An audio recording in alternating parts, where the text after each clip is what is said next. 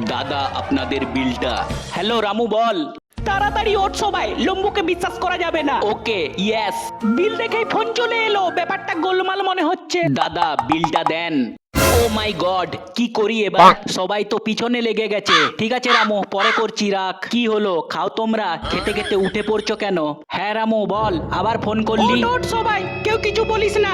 লম্বু কি করছে দেখ শুধু, আমি লম্বুকে ভালো করে চিনি। হ্যালো, আচ্ছা তুই এসেছিস, দেখ রেস্টুরেন্টের বাইরে দাঁড়িয়ে আছি। ঠিক আছে, গাড়ির সামনে যাচ্ছি। আমার গাড়িটা দেখতে পাচ্ছিস? কি অবস্থা, এরা আমার পিছু ছাড়ছে না কেন? তো বন্ধুরা দেখা যাক এদের হাত থেকে লম্বু পালাতে পারবে কি পারবে না। সেটা দেখার আগে বন্ধুরা চ্যানেলটি সাবস্ক্রাইব করে পাশে থাকবে।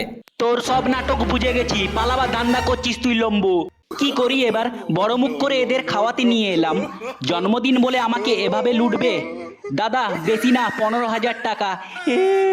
কি করব, মরে গেলাম আমি।